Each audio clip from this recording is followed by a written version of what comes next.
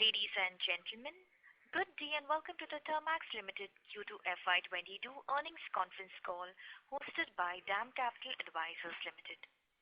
As a reminder, all participant lines will be in the listen-only mode, and there will be an opportunity for you to ask questions after the presentation concludes.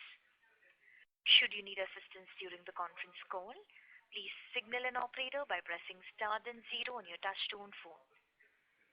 Please note that this conference is being recorded.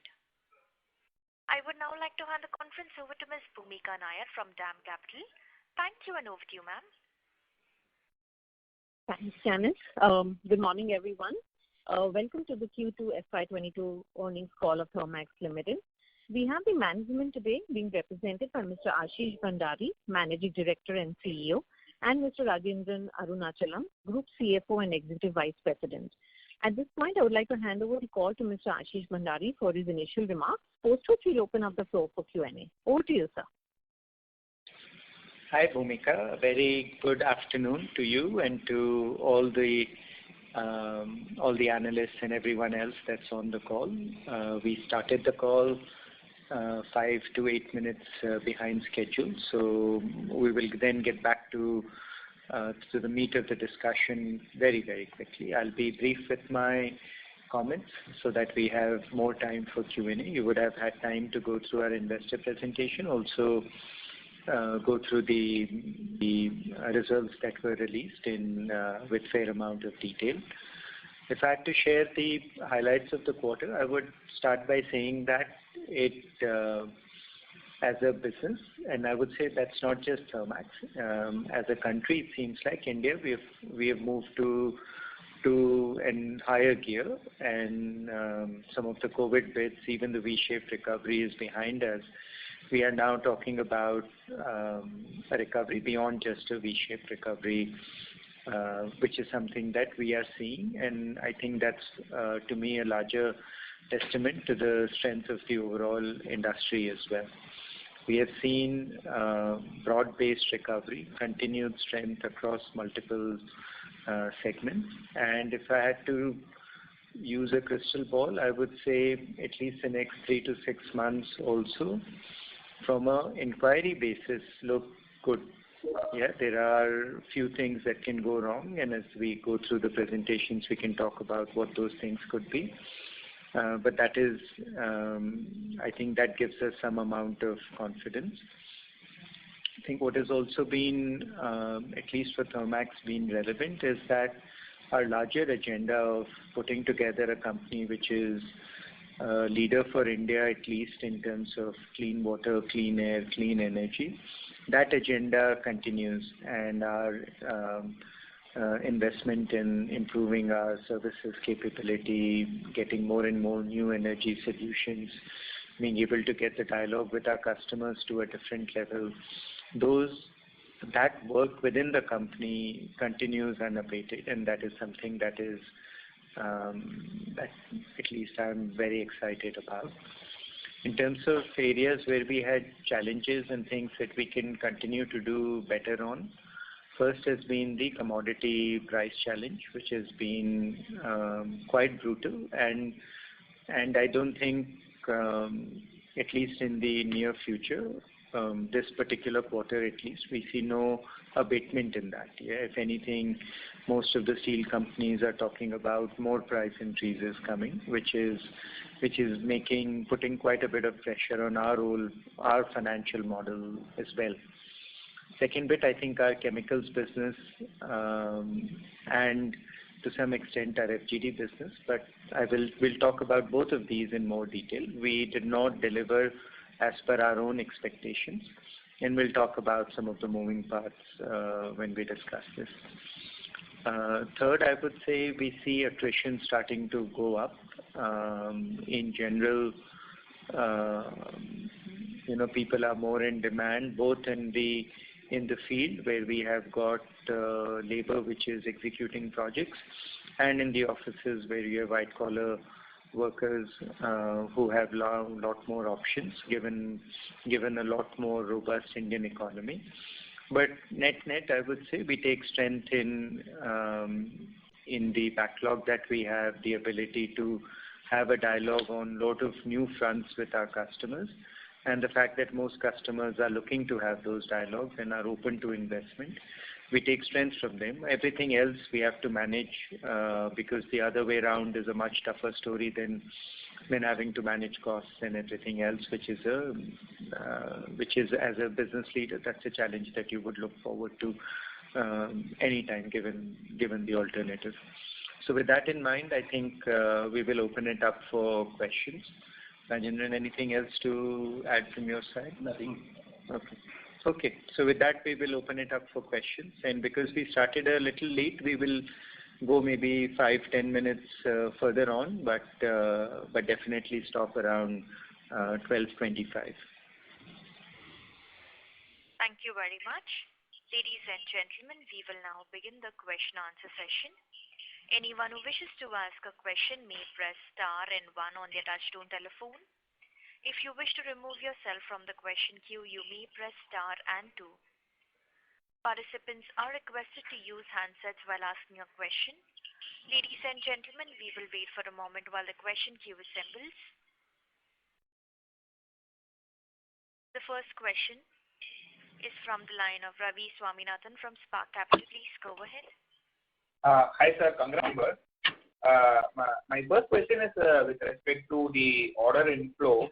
So you had mentioned in the presentation that inquiry pipeline from refinery, cement and metal sectors continue to remain strong. So basically, if you can give a broad overview on terms of nature of orders which are coming in from these three categories, and also the ticket size of these orders compared to, say, the earlier cycle, if you can give your broad thought process, it will be really great. Okay. So different set of inquiries. I think it's absolutely right. These three right now are the strongest, which is not to say that the other segments are not doing well. Yeah, I've continued to say that this has been broad-based recovery for the last couple of quarters. And even in the other segments, the inquiry pipeline, which I think reflects in our numbers. Yeah, last quarter, without a single order above 300 crores, we clocked 1,850 crores, which was a good testament to bringing in a variety of what would be small and medium orders, and we continue to see reasonable strength on that front. Specifically, if I take steel and cement. Both of them, the single biggest application is on waste heat recovery, which is an application for improving the overall energy situation for these plants, and also getting in terms of getting in many ways addressing their own commodity price increases by becoming more efficient. Yeah, so as coal price increases has been affecting everyone. So they're all, I think, waste heat recovery is the single biggest application. The application is very different of waste heat recovery is very different in steel versus cement, but the idea of taking your brownfield project and making it better is the single biggest. The second biggest driver for both of them is capacity expansions, which in the case of steel means new boilers as well. In the case of cement, it means more waste heat recovery boilers, because the traditional, what was a coal-based CPP is not something many people are looking at. Yeah, people are looking at more innovative solutions. The ticket sizes, if I had to say, range from 50 crores to 250 crores, I would say. That is the range of most of these. A sweet spot would be 80 to 100 crores, I would say, 80 to maybe 150 crores for many of these. On the other side, refining and petrochemical, there's a much higher variance. So in some of the bigger projects, we are even doing, and there are a couple of FGD projects which are very much in the discussion as well, where the range is much wider, and you have some order inquiries which are upwards of 500 crores and 500 crores to 1,000 crores even. So there the variance is much more, but there are plenty which are 50 to 100 crores in refining and petrochemical as well. Okay.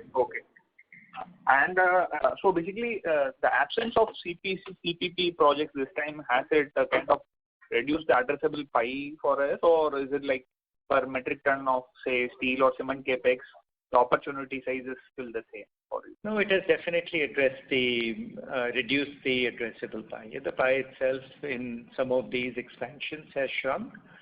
I would balance that out by saying that in many other cases, the pie has expanded. The entire waste heat recovery application is higher, which is an application we see not just here. You see it in distilleries with spent wash. We are seeing it in our the applications that we do in our TOSL business, where we do build, own, operate models based on biomass. So there the pie has expanded. In this particular case, specifically for cement plants, the pie for a new cement plant has clearly shrunk. Okay. And any other new opportunity or sector which you are seeing, which is upcoming, which was not there in the past 10 years or something of that sort? I think where we will see new sectors maybe open up is that new manufacturing opens up as part of PLI as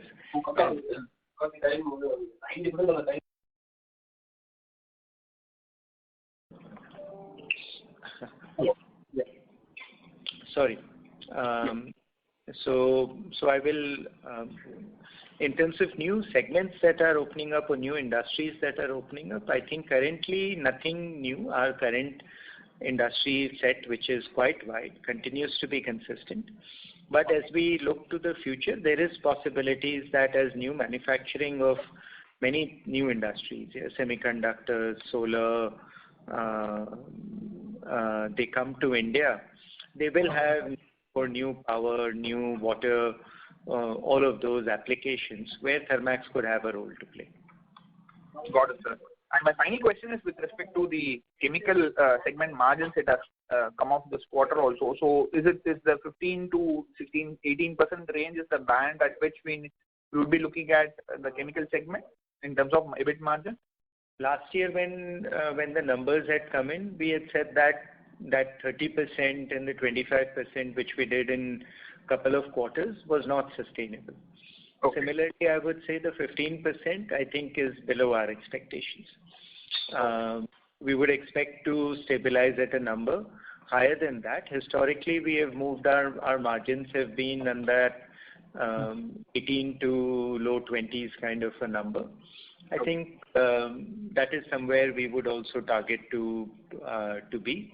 In that sense, there were some things that happened this particular quarter that we expect not to repeat, but you never know. Got it, sir. Thanks a lot.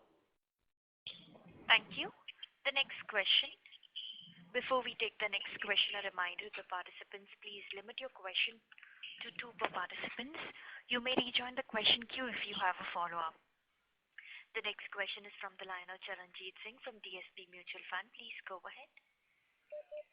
Yeah. Hello, sir. Good morning, and thanks for the opportunity. So my question is firstly on the, apart from cement and steel, if you can highlight what is the kind of opportunity which is picking up on pharma, food and beverage, chemicals, because those sectors had been consistently doing well for us. And in the short cycle product side, how do you see the momentum going forward? Can it, further accelerate from here? That's my first question. So I would say first, I think food, pharma, chemicals, food and pharma in particular, I think we all saw that after the first wave of COVID. These were the plants that had maximum demand, had urgent supply requirements. So they started fastest and their demand picked up very fast to the point that many customers were asking for acceleration of deliveries, etc. I think that is now, I wouldn't say plateaued, but that acceleration has slowed down for sure. And I think in many of the customers that we talk to, at least on the food side, they are seeing slowness in demand as well. The inquiry pipeline is still healthy. It's not crazily growing, but it's a very, very healthy pipeline. Yeah, and I've said that already, that our short cycle business, not just here, across multiple segments, is something that is strong beyond just a V-shaped recovery.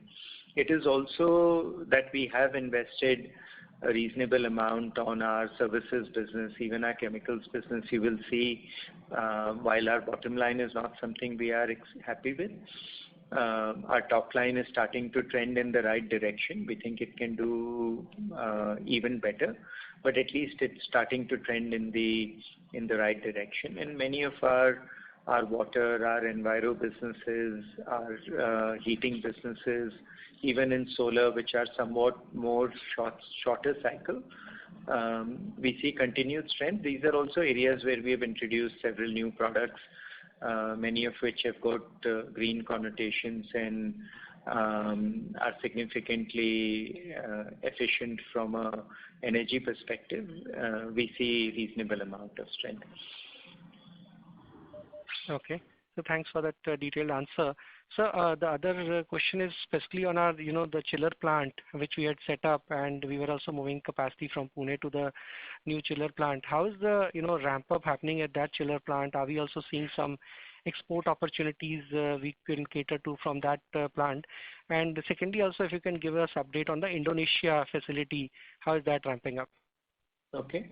On the chiller plant, we are happy with the stability of the performance. I think over the last few quarters, the plant has now stabilized in terms of capacity, in terms of production, in terms of its ability to deliver, and in terms of quality as well. Yeah, I would say our chiller plant, perhaps for the kinds of products it delivers, is best in class, not just for India, but with its competitors from China and Korea and other places as well.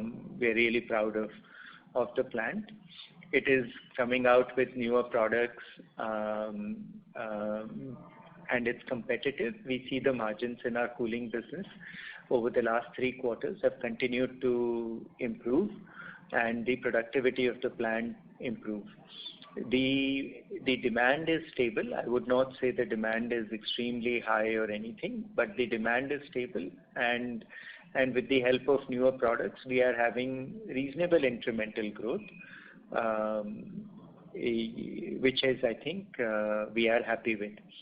In our Indonesia business, in Q2, we did not see improvement, which is something which I had set up previously as well, that we are not seeing improvement in performance. The heartening bit about our Indonesia business is that as Indonesia and Southeast Asia has come out of COVID, we see an improvement in pipeline.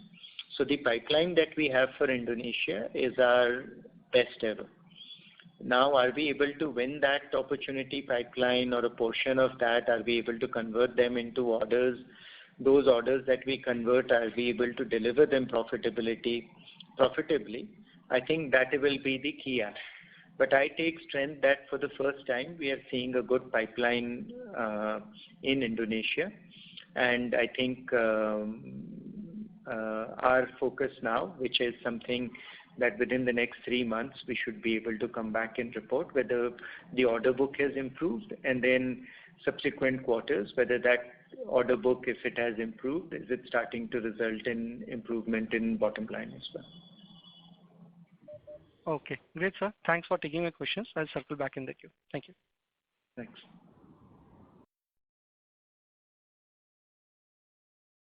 Thank you. The next question is from the line of Kirti Jain from HSBC. Please go ahead.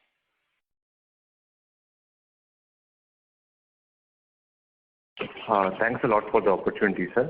Sir, my first question is with regard to our European businesses. How has been the turnaround, or what are the things we are trying to do to improve the performance of our European businesses?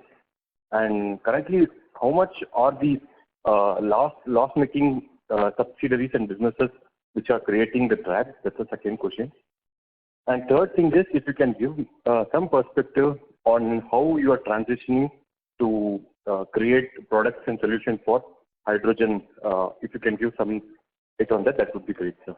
These are the three questions from my side. Okay.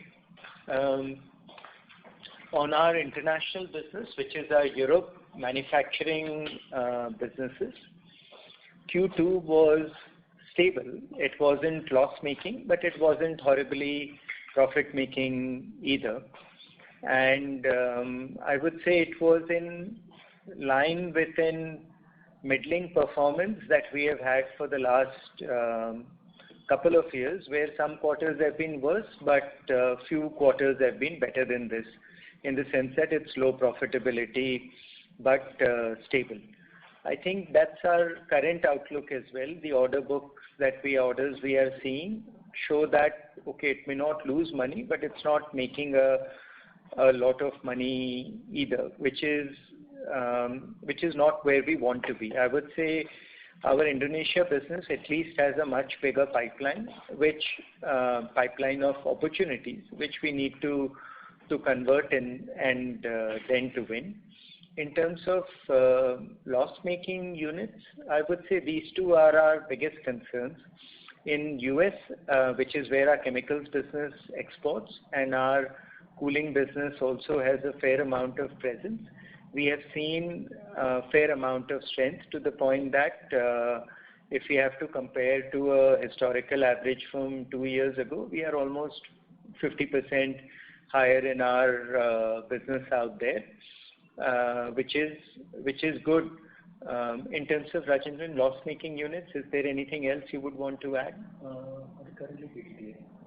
PTTI, yeah. So in the Indonesia business, I think which we have already talked about. Yeah. Okay. And Dan Stoker, which is close to, I mean, it's profitable, but close to the zero line, yeah, but profitable. Okay. In terms of your question around hydrogen, I think hydrogen will, and starting to do or working towards new energy, takes a big portion of our leadership's time. And I would go and say that as Thermax, we have not invested for a bit now, in terms of, you take a look at our treasury, it has continued to add but not subtract. I think over the next 1 year, we will have to make moves in investing this money in some ways, possibly many ways as well. And some of those ways will definitely be related to hydrogen. In what we are doing currently, I think our exposure would be on few of our areas. So on where we generate hydrogen, whether you generate hydrogen from biomass or from bio-CNG, etc., we already have capabilities. Historically, we have worked on some of India's best efforts on fuel cells, etc. So we understand the technology. We also understand that where we are is not good enough. We will have to do partnerships. We will have to look at these spaces. And then in terms of electricity, cheap electricity, which becomes the basis of hydrogen, some of the moves that we are making in solar and other places also connects.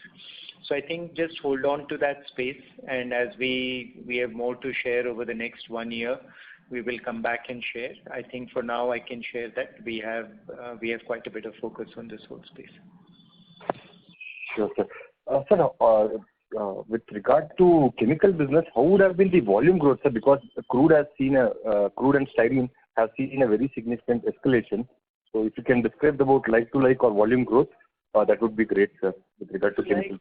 In some portions we have exposure to styrene and crude, in other portions we do not as much here, because we provide 4 kinds of chemicals, 2 of which are our biggest, as are resins, where we have quite a bit of exposure to styrene, and our water treatment chemicals, where we have lesser exposure to styrene. And overall, we have had volume growth in both of those. But I would say, I think our volume growth may be closer to the low teens number. But I think what we are seeing as we start to expand our commercial presence is that the demand is there.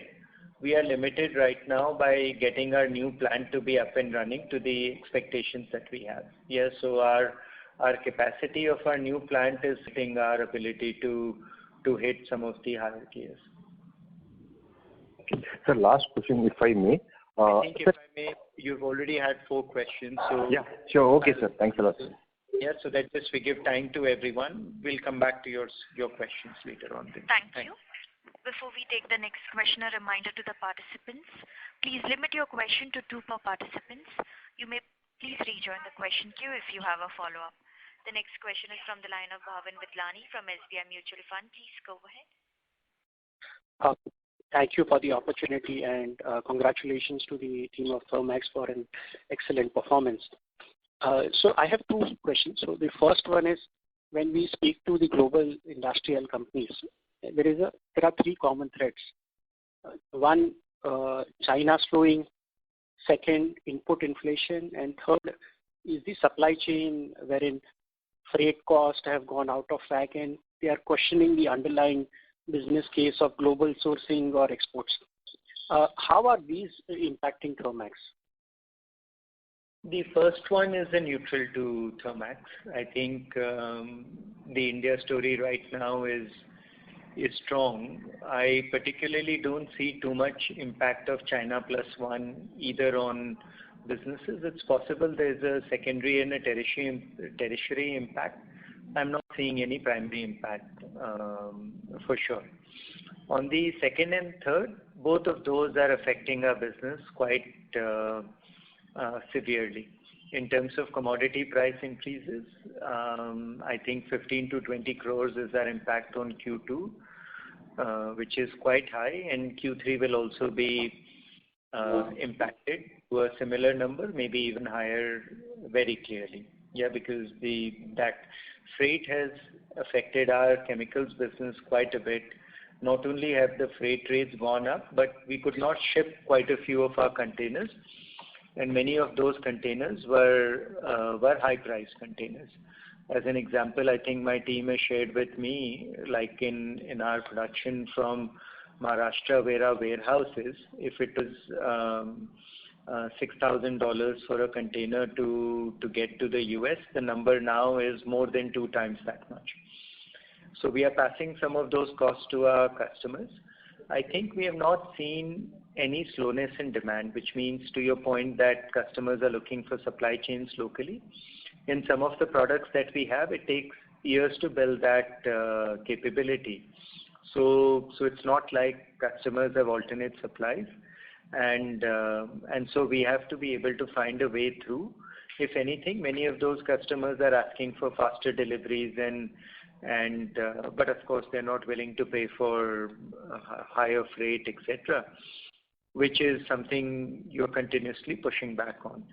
So I would say from an impact perspective, quite high. I started my talk by saying that you would rather take this scenario where you have strong demand and you have to manage commodity price increases effectively, as opposed to a situation where there's no demand and you are seeing inflation. So we don't have stagflation. We have inflation, but not stagflation. Thank you for the answer. The second question is, we have a large pool of cash of over 2,000 crores, and there are some niche businesses that we have developed and grown, like the chillers part, and we also did drive on the steam taps front. Are you open to organic? Could you repeat that? We have invested in some niche areas. Which niche areas? If you could, I didn't get those words. So chillers, as an example, we did invest in the steam traps company earlier. So are we looking at some of these niche areas, and are you open to inorganic growth for use of cash, or what is the capital allocation strategy for Thermax? I think as a board, that's the very question that we are going through right now. So that answer is something where we are getting firmer on what that will look like. I would suffice to say that there will be new areas where we will invest in, and we look at some of these areas, and we find value into the stories that we have to tell, and long-term connect with what the world and what India needs to do around climate change. So that's the theme. I would say the investment in a new plant in for cooling was not an investment for growth specifically. It was an investment to manage our cost side effectively. It was an investment in productivity. To me, that's more of a base business management, which is something that we have done effectively. Beyond our base businesses, I do think there will be areas we will be coming and investing in. One of those areas will be continued investment in energy solutions where we are doing OPEX models. Yeah, so our biomass-based solutions, our solar and increasingly storage-based solutions. This is an area where we think we will invest money. Then some of these new energy areas, which we talked about quite a bit, as we find the right partnerships, those are areas which Thermax will look to enter into. Beyond that, if there are opportunities on inorganic deal play in specific areas, we will go for. Yeah, but we are not looking for the Dan Stoker or the kinds of acquisitions that we did in the past. The kinds of inorganic plays we are looking for are very, very targeted and very specific. Sure. Thank you so much for taking my question. Best wishes. Thank you. Thank you. The next question is from the line of Ankur Sharma from HDFC Standard Life. Please go ahead. Yeah, hi sir. Good morning. Thanks for your time. My first question was on the export markets. So if you could talk about the opportunities, Middle East, Africa, LATAM. Now that we have GRMs also kind of shooting up, and of course oil prices also being fairly high. So are you seeing new refineries at least coming up in the pipeline over the next few quarters? No, we are not seeing any major investments in new refineries. We have carry forward of older projects which are continuing. But if you had to think about Dangote or those kinds of projects, nothing new on that. The overall pipeline on the international side for a lot of the kinds of applications that I talked about previously itself, biomass, waste heat recovery, continued water-related desalination, variety of such applications which are not mega projects, is reasonably good. I think it is better than what it was for the last couple of quarters, where as a business, I would say we have not done as well internationally as we are doing in India. But now the international pipeline is also improving, I would say. Okay. And then on the domestic side, you did talk about refining metals. Hello? Sorry, go ahead. So on the domestic side, you did talk about refining and metals doing well.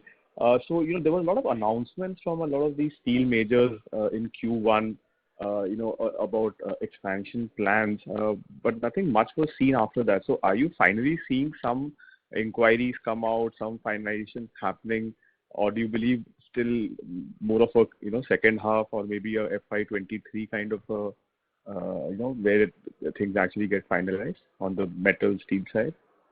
I would say second half is possible, and next year is possible. Just like you, we have seen those announcements.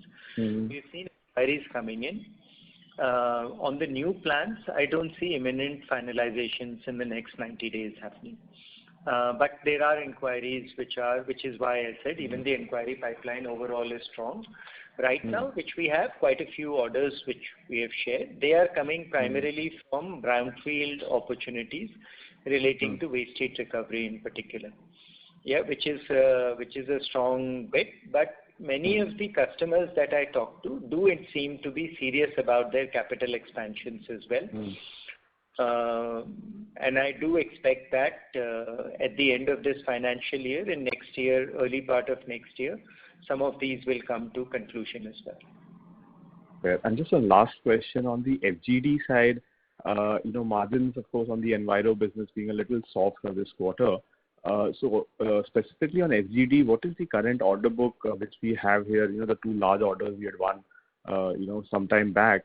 So what is the current order book? By when do you looking at completion, and what kind of margins do you expect there, given the RM inflation? Yeah.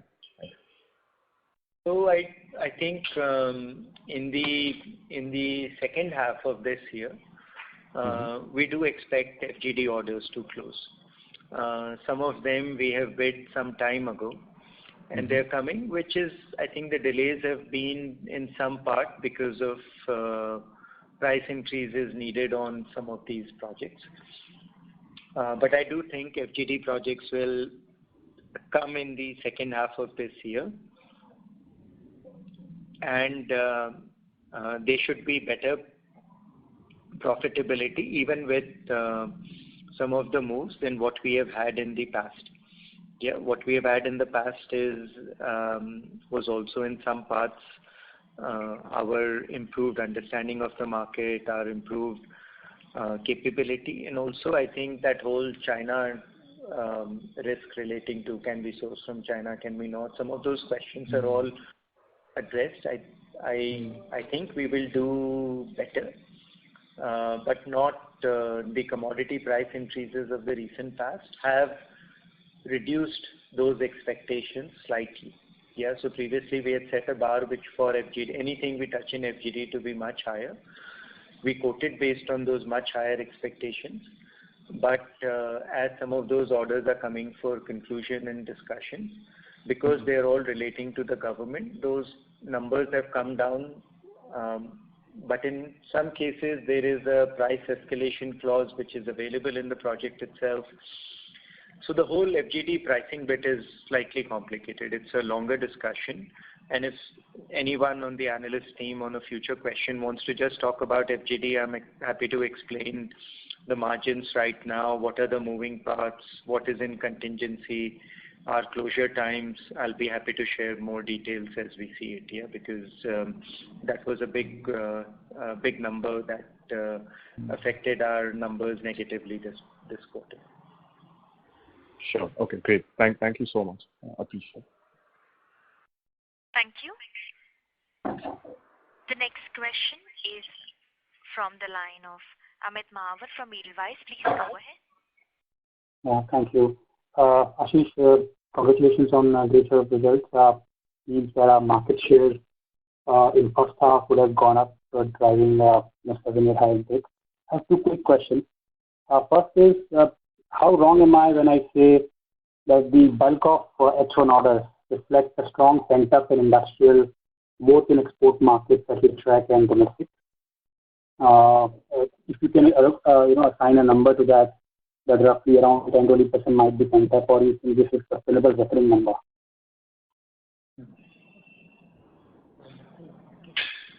So if I may answer exactly, yeah. So I think it is more than just pent-up demand, which is why I started by saying that we have found another gear.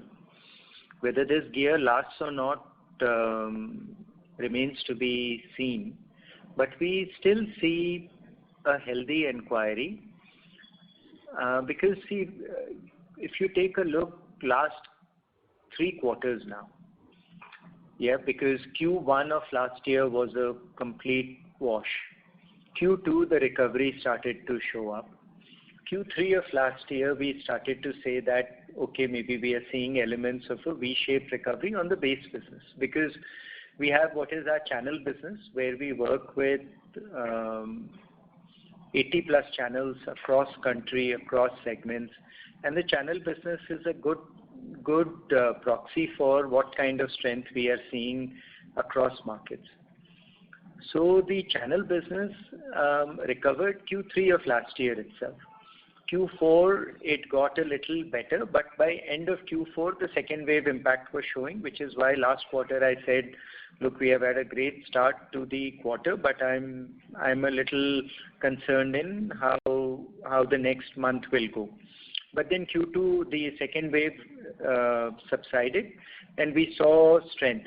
So now we have 3 quarters in a row where our channel business has done better and better, to the point that our last quarter's number on our channel business were our highest ever, on top of a Q4, which was also our highest ever. So that tells me that you are better than just a pent-up demand. I do agree with you that some of these larger capex projects, which can move any which way, where there are a lot of price discussions here. A lot of them are based on budgets which are completely unrealistic in today's times. So many of those customers are relooking at their budgets. Many of them may choose to sit back, especially with all the credit, with the tapering affecting credit a little bit, and inflation starting to potentially slow down demand. It is possible. But as I said, right now, here and now, I would say India is doing better than a V-shaped recovery, and it is more than pent-up demand. Thank you, Ashish. Very helpful. My second and last question is more internal to Thermax. Since you've joined, you've spoken about a lot of new concepts and strategies, modular approach to products. We saw a whole host of products that you've launched, Atom, QV, EC, Arrow, etc. It seems Thermax is getting far more diversified. That's good, might be bad. You can help us understand, because it increases the number of variables that you have to manage. If you can give a view on how do you see this diversification, going ahead, maybe 4-5 years down the line, because ultimately, whatever, when you expand your TAM, addressable market to these diversifications, the translation will be critical for stakeholders. So how do you look at that? That's my final question. Thank you. I don't see a concern at all on that part. Yeah, diversification within the energy space is something, and Thermax has to embrace. And not only embrace, has to lead. Thermax's history has been on understanding our customers' energy needs well. And was the genesis of Thermax's growth for several decades. In the last few years, it slowed down, partly because India's capex cycle slowed down. Also, Thermax got too married to those big projects, whereas our story is so much deeper, so much more relevant beyond that. Yeah, so it is something that we embrace because it's completely relating to addressing customers' energy needs, especially energy transition related needs. And that's our focus. Yeah, and I think if we continue to walk this path, invest significantly on services, invest significantly on products, invest on our build own operate models, chemicals, a lot of these are also capital cycle proof. We have to go a long way in showing that we have moved our business in that direction. And then to add a lot of new energy elements which will be needed in the future. Yeah, the easiest example I can give you is that the last 300 years of energy was driven by less than 10 primary elements. Yeah, you had generators, you had turbines, you had pumps, you had very, very small set of products, boilers, etc., that drove pretty much all of energy transformation, energy usage. The next 10 to 20 years will see 2 to 3 times new sets of things that will start to come in. Yeah, renewables from solar, wind have already come in. Lot more stuff will come in. And Thermax has to get into some of these newer spaces aggressively. How we do that, whether we find right partnerships, opportunities, all of that remains to be seen. Do I worry about it from a diversification point of view? Absolutely not. Our focus is clean water, clean air, clean energy. Within that ambit, there should be a lot of areas of diversification. Thank you, Ashish, and good luck to the entire team. Thank you. Thank you. The next question is from the line of Aditya Mongia from Kotak Securities. Please go ahead. Yeah, thanks for the opportunity and congratulations to the entire team for great set of results. The question that I had was more related to the recent FY26 and your views from a business perspective for Thermax. And I think we lost I wanted to. Mr. Mongia, Ashish. your audio is not clearly audible. May I please request you to use the handset mode while speaking? Yeah, actually, I am on the handset. Am I audible to you right now? Yes, sir. You can go ahead. So Ashish, the question was more related to the recent COP26 and how, let's say, the 2030 targets appear to you from a business perspective. And I also wanted you to focus on this issue of emission reduction and thus emission monitoring, and whether it creates opportunities because customers then have to start complying. On the first part, the concern would be on actions on the ground. Yeah, because talk is one part and actions are another. As actions happen, it should be a huge positive for Thermax. Whether actions will happen, especially in this environment where we are seeing inflation already, the world has to come to a place where this is not something that you look at as something that we are forced to do, but is something that we are wanting to do. And in terms of wanting to do, currently on the ground, there is a lot of talk. Action is happening. I will look at the glass half full because you do expect many companies, including Thermax, how we look at our own energy mix. We are going and executing projects that may have a longer payback, but if it's green, you have to do that. My concern is that if everybody expects that energy will be cheaper and will be green and completely sustainable, that will not happen. Yeah, you cannot have hydrogen coming in at the same price at which you produce coal today, coal-based energy. I think we will have to look at saying we have to do this and not be forced into doing this 10 years from now. So I think I'll put this as one of the question marks on how India will evolve. From a Thermax point of view, we are getting and we have to get ready for a world where companies want to do this and want to do this now. So that is the question on COP26. I think India's targets of 2070 is a good one. More important and relevant is to cut down our energy intensity and cut down how much electricity comes from coal by 2030.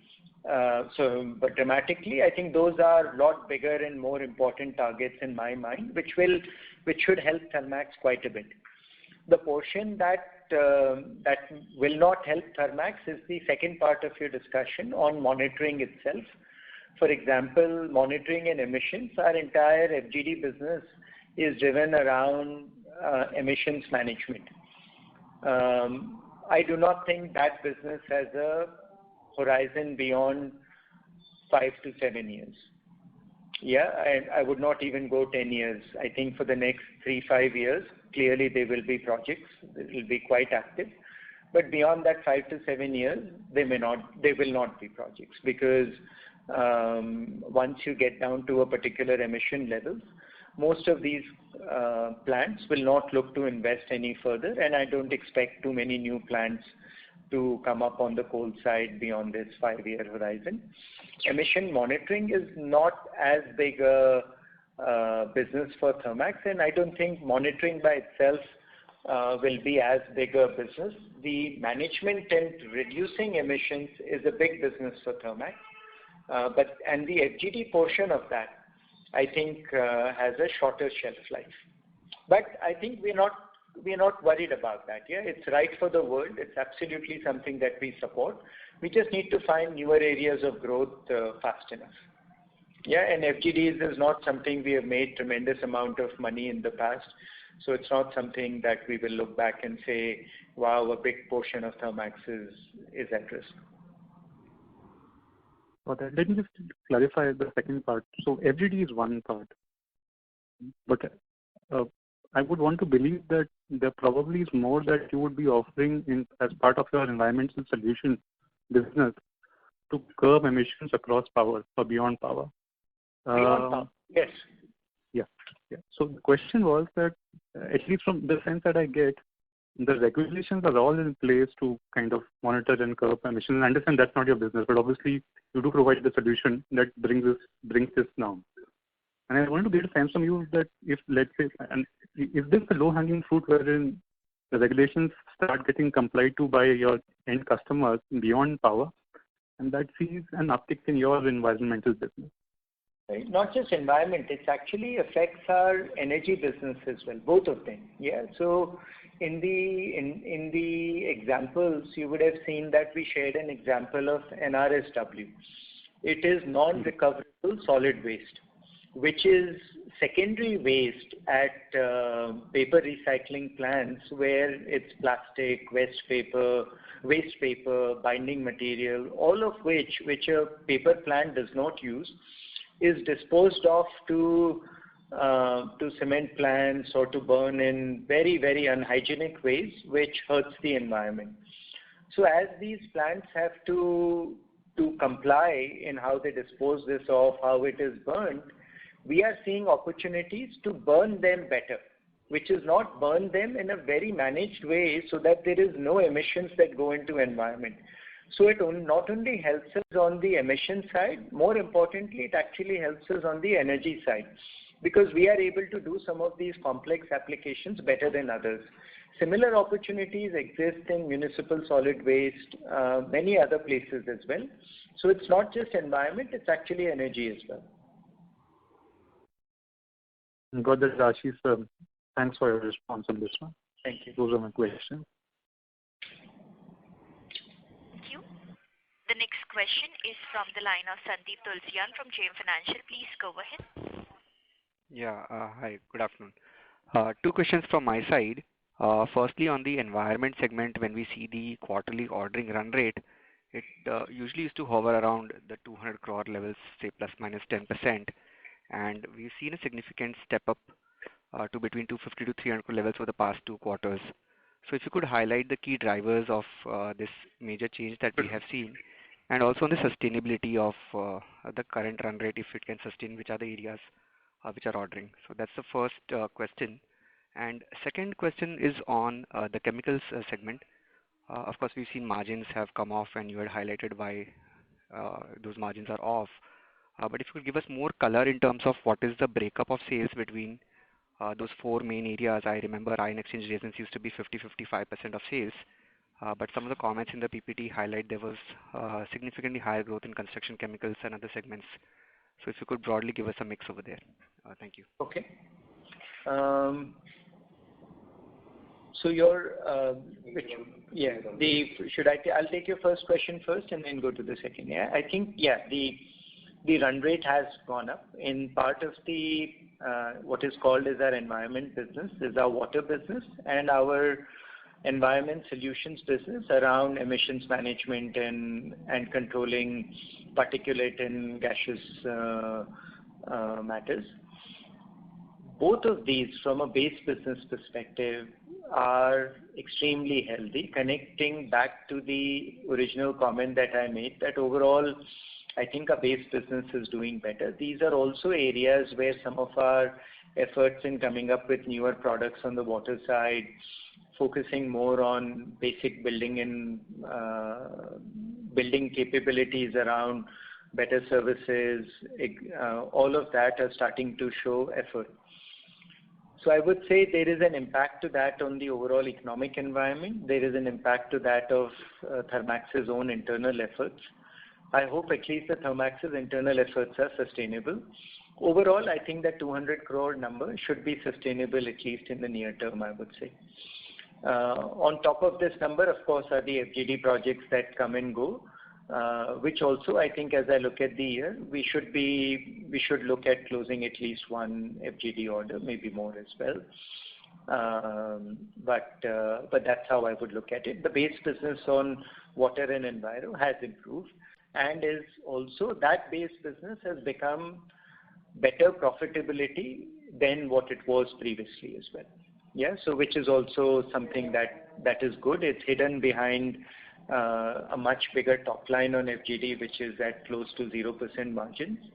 But overall, I think the base business even on that side has improved. On chemicals, there are multiple things that hurt us. Yes, some that were not in our control, some that we should have done better on, not because of lack of effort, but these are just complex problems to solve. So if I take them in order, first there was a mix change, which is our specialty chemicals mix this quarter was less than our average, and particularly less than same period last year where our specialty chemicals mix was higher than average. So that had a big impact on profitability overall. We had two secondary impacts. First was driven by our inability to ramp up production at our manufacturing plant. Because if we would have ramped up production, some of the variable portions, because you have the same base plant, would have been a lot more profitable from an EBITDA perspective and an EBIT perspective as well. We were not able to. Yeah, so our plant is still was for an average, the new capacity, we were barely able to get 20-25% of our capacity. Whereas our expectation was that by last quarter, we should have gotten to 50% plus that was available. So we are seeing demand, but we have not been able to improve our production from our new plant to the extent that we would like. So that has been disappointing. The third part, which was not entirely in our control, was that shipping of containers was a big issue, to the point that we had quite a bit of inventory which was sitting at the ports that we A, could not ship, or B, some of it we chose not to ship because the freight rates were so high, especially at the end of the quarter, where if we waited even a week or 10 days and moved into the new quarter, we could save crores of rupees on shipping itself. So we chose to delay recognizing the revenue and chose to move it to the next quarter as opposed to taking the hit in shipping.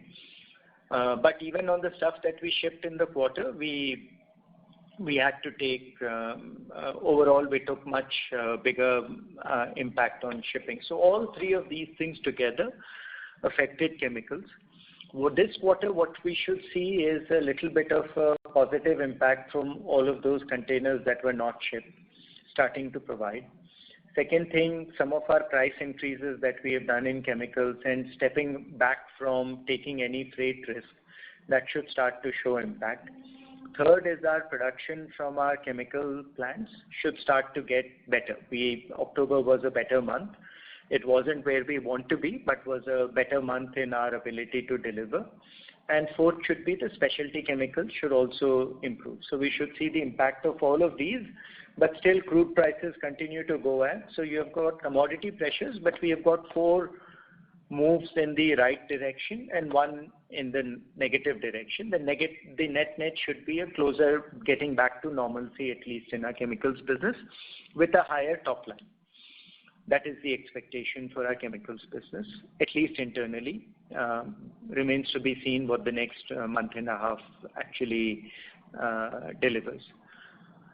So that's, I think, in as much gory detail. Finally, I think we had a big ERP implementation as well in our chemicals to get it to a much better ERP, so that we are able to do a lot more interesting things in the future, just from a capability to supply, give visibility to our customers. So that implementation happened successfully and has been closed in the quarter itself, which was very good.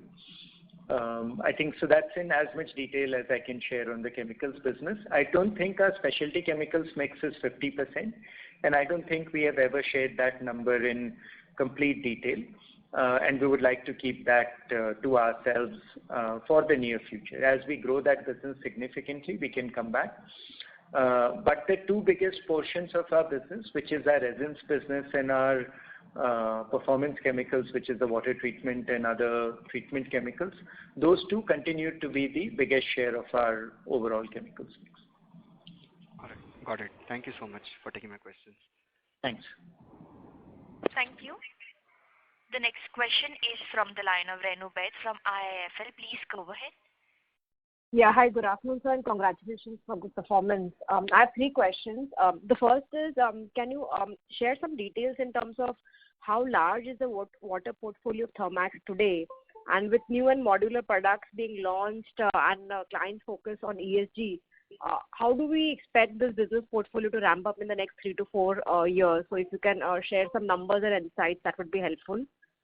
Second question is on the FGD side, any status update in terms of project execution, and how are the margins faring in this project given these are fixed price projects with steep inflationary impact on steel and construction costs? So are they still profitable, or these are turning to be relatively loss-making orders for us? And lastly, if you could also give some updates in terms of the recently developed MVR solutions that you highlighted in the presentation. What type of industries can these solutions be implemented, and what is the kind of addressable opportunity here? Thank you. Renu, three questions, and these will be the last questions then.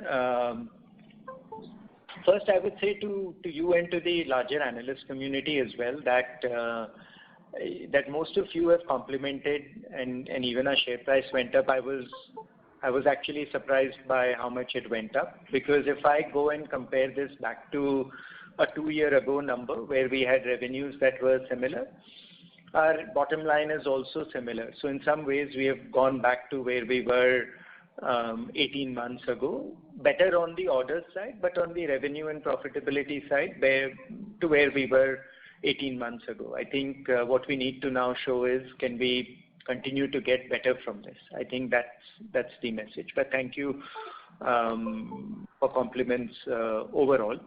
First, I think in terms of, I've shared with you the general direction. Yeah. If you will wait another few quarters, at some right time, we can come and share what are we going to and how are we looking at our entire business from a ESG, climate change, sustainability, because it's part of it is what we can do with our existing portfolio. Part of it is what are new things we can do. Also share with you a lot more detail on how some of those new bits are going, like things like TOSL, which is where we do build, own, operate, which are all 10-year contracts, completely green, biomass-based solutions where we manage entire plants for customers. Those are businesses where if we previously were at 100 crores in a year and a half, that business backlog is now, business order run rate is crossed 200, getting to 250 crores, and these are all 10-year contracts. So there is some good movements on some of those elements. We are investing in services quite a bit. So we'll come and share that, because the numbers right now we would like to, for competitive reasons, and also because we need to be sure we are delivering what we are saying we are delivering, I guess more importantly. Give us some time and we can come back. Yeah, I think my bit is that, and our focus as a team and the direction from the board is that should be our focus, not one-off big orders. That would be my first bit. On FGD, the answer is complex, and I'll share with you the complexity. The two big orders that we have right now are break-even orders. They are not losing money, they're not making money, they are break-even, which is very low single-digit numbers. We expect, not hope, but expect that it will not get any worse, because majority of the ordering on these projects is complete. Both of these projects have got some opportunity for price escalation.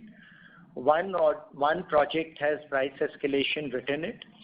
The other project has a opportunity for invoking the force majeure clause very correctly.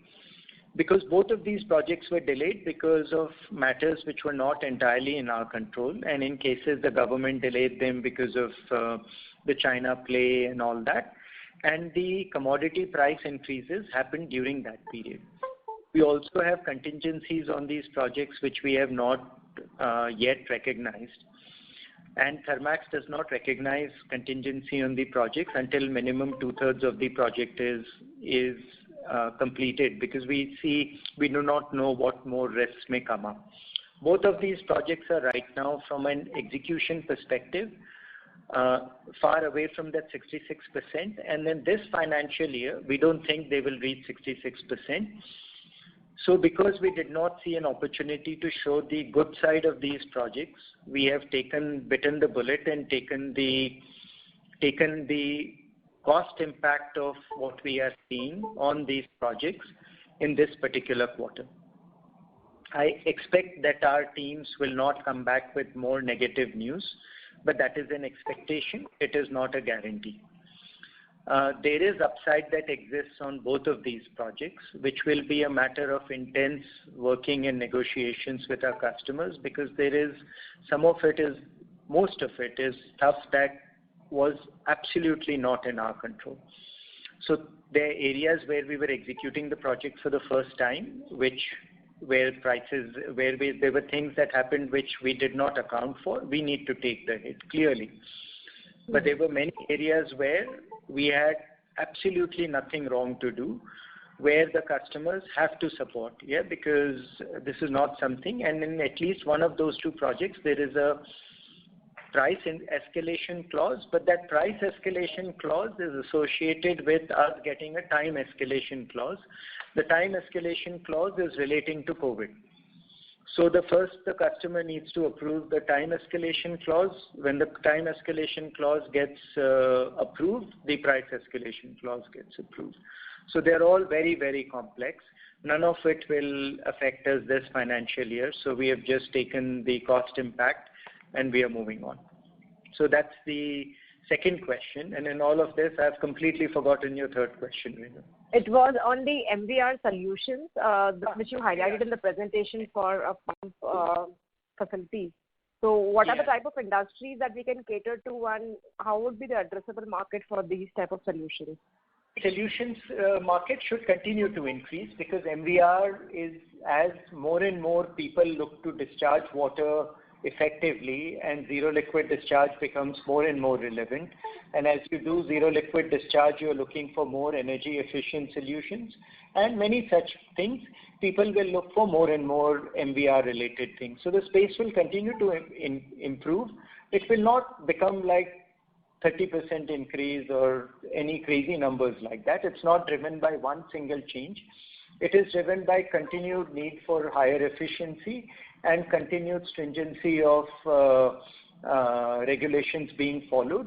So I would expect this to do better than GDP and better than average capital markets, but it will not be crazy increase. But as an application set, we think it makes a lot of strength, a lot of importance for India long term as well. These are not very big applications here. They're not thousands of crores or big opportunities, but they're all very good incremental moves for Thermax and for the larger industry in the right direction. So this overall strengthens the water offerings that we have for the industrial space, ZLDs and clean water solutions that we provide. Completely, yeah. And they're all competitive spaces, but this improves our capability and our portfolio, clearly. Agreed. Got it. Thanks much, sir. That's it from my side. And all the best. Thank you very much, everyone. Any closing comments, Rajendran? Anything that we did not talk about? Okay, that's it. Thank you very much for following Thermax, and your best wishes keep us moving in the right direction. So, and your inputs and your thoughts are all. Bhumika Nair also would like to give her closing comments. Over to you, ma'am. No, it's okay. So thank you so much for giving us the opportunity to host the call and all the participants, and wishing you all the very best, and for all the effort that the team is taking. Thank you very much. Thanks, everyone. Have a good day. Bye. On behalf of DAM Capital Advisors Limited, we conclude today's conference. Thank you all for joining. You may now disconnect your lines.